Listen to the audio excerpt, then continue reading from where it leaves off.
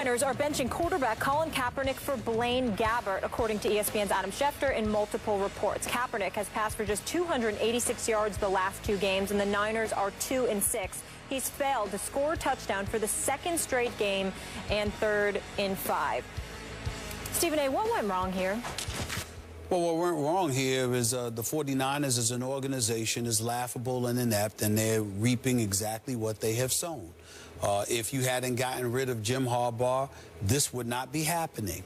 The fact is that even though, and I'll get to Colin Kaepernick in a second, regardless of how inept he appears, and he does appear inept at times, if you're Jed York, if you're Trent Baalke, if you're the San Francisco 49ers nation, that fan base, that city, look right at the CEO and right at the GM, because they put their personal interest in terms of a need to get along with the head coach ahead of winning, prioritizing winning. Even last year, as dysfunctional as everything appeared, you still ended up finished like 8-8. Jim Harbaugh had you respectable, okay? The 3 previous years, you were in an NFC championship game or the Super Bowl. And to sit there and to get in this man's way and to impede his ability to coach this franchise, you are reaping precisely what you sowed.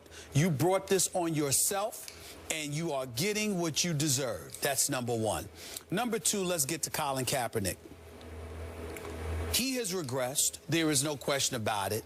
And it really, really doesn't make sense when you consider the fact that his quarterback coach is now the offensive coordinator. So it's not like there's been an absence of continuity that's been there. He just doesn't seem to be developing.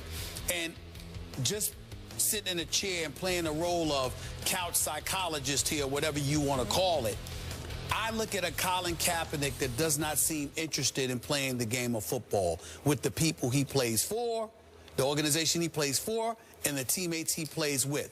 Now, that's got to be primarily his fault, because you got to be professional. Now, he goes out there, gets beat up. There's no question about it. You know, he's getting sacked, he's getting hit a lot. He doesn't have the requisite weapons to throw the football to the way that he once did, because Torrey Smith and Anquan Bolden, maybe they're cutting it, maybe they're not, I don't know, but they don't seem to vibe with him. And he certainly wasn't vibing with Vernon Davis, according to the reports, which is one of the reasons why Vernon Davis is probably even more happy to be going to Denver, even though he's not going to admit, he's going to say, I love Peyton Manning, Peyton Manning, Peyton Manning. But here's the deal. If you're Colin Kaepernick, I know he can still run with that football. I know he can still make plays with that football. I know that in the right situation, he can help a team win on a football field. Don't tell me he's on a level of Blaine Gabbert. Blaine Gabbert ain't better than Colin Kaepernick.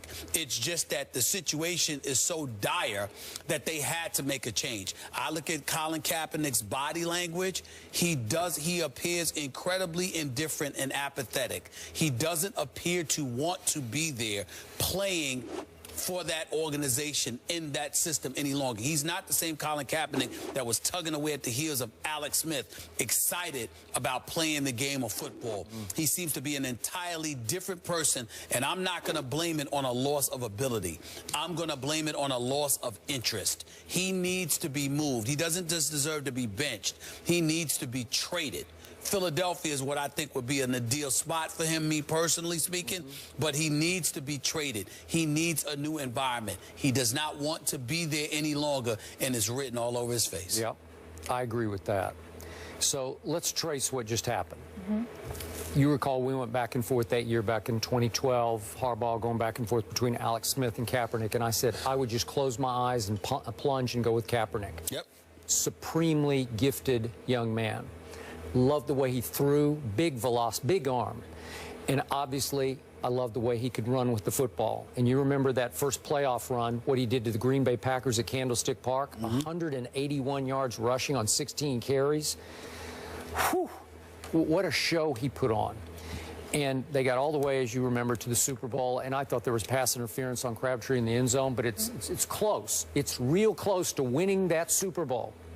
And then the next year, he was sensational. 24 touchdowns to 11 interceptions. QBR fell just a little bit from 75 to 68, but they were really good. They won 14 games and lost 5. And as you say, one throw, he just didn't quite get enough air under that throw that made Richard Sherman. Then Richard Sherman went off after that game. Yep. Remember, that's the NFC Championship game. Then last year he regressed some more, and he started to go into a shell, and he started to look mad at the world. Every time I saw an interview, he seemed to have big chip on shoulder pads, and he just, I don't know what was going on. And then there were reports lately about that he's withdrawn from his teammates, and Adam Schefter reported that here in the last, I guess this last week, he actually started not wearing his headphones in the lunchroom. Like, I'm going to take my headphones off, so I'm going to actually try to communicate with some of my teammates. That's on him. That's all his fault. But here's my bottom line to this, and I do agree with your Philadelphia idea. He deserves a fresh start somewhere where he's appreciated. But here's my problem. We just opened this show talking about Cam Newton. What has Cam done that a lot of the other quarterbacks no longer do? He's embraced who he is, right?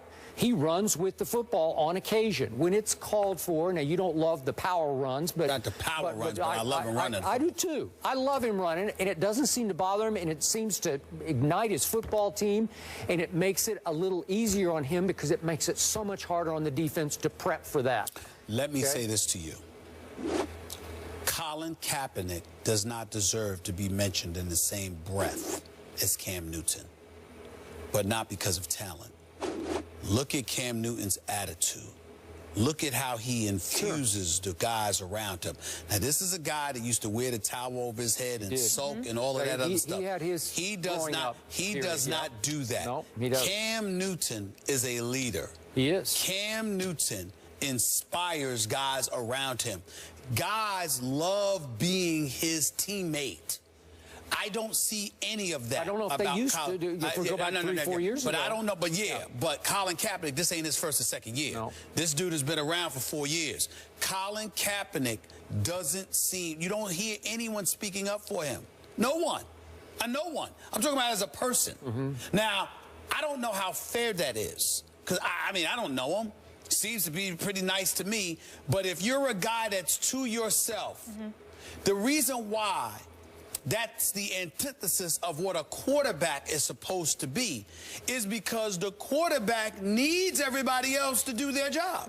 No matter how great the quarterback is, Tom Brady will look like Blaine Gabbert if everybody's dropping passes, running the wrong routes, not studying film, not understanding things, you know, not understanding the system.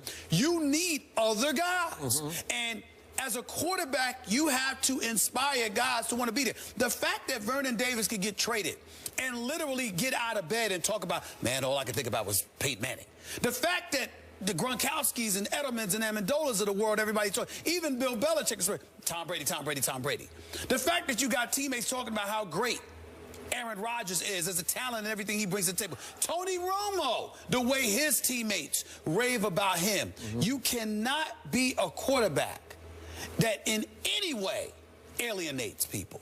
You just can't do it. Okay. On the NFL level, it's taboo. And that appears to be what Colin Kaepernick has done. I don't know. I'm just saying it appears to be that way because of what everybody says when they're talking about him. And that's the problem. Okay. Back to my Cam Newton point. He continues to run with the football very effectively, and I don't know why, but last year, even under Jim Harbaugh, in San Francisco, Kaepernick quit running the read option. He is lethal on the read option, and he's safe with it. He is so gifted athletically. He'll slide.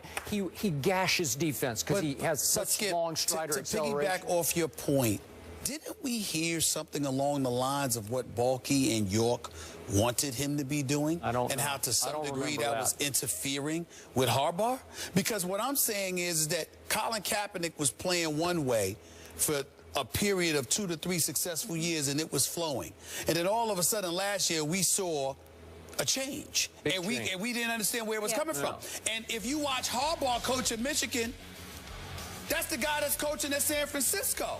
So why would he sit up there and coach at San Francisco for 3 successful years, all right, coach at Michigan once he's gone from San Francisco the same way, but for a particular year in San Francisco, which happened to be his last, there's a deviation. Something's wrong with that picture. That doesn't make sense. Now, I don't know if it's York, Balky, or if they had nothing to do, but it doesn't seem to make any sense that you coach this way no matter where you are, at Stanford, at San Fran, playing with the 49ers, now at Michigan. But 1 year, things change, which was your last year in San Francisco, okay? And that's just Jim Harbaugh. No, there's got to be somebody else. And who else would have the power to influence change? Okay. It could be Colin Kaepernick, too. Remember what Robert Griffin went through? He said, I am a pocket passer.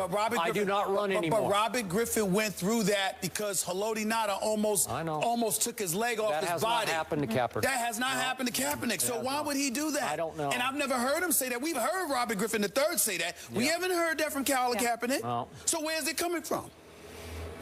I don't know. But it was under Harbaugh that it started. And listen, he's a good pocket passer, but he is, seriously, he can be a great player with the whole package. But it means nothing, Skip, if you don't have guys that want to play with you. Yep.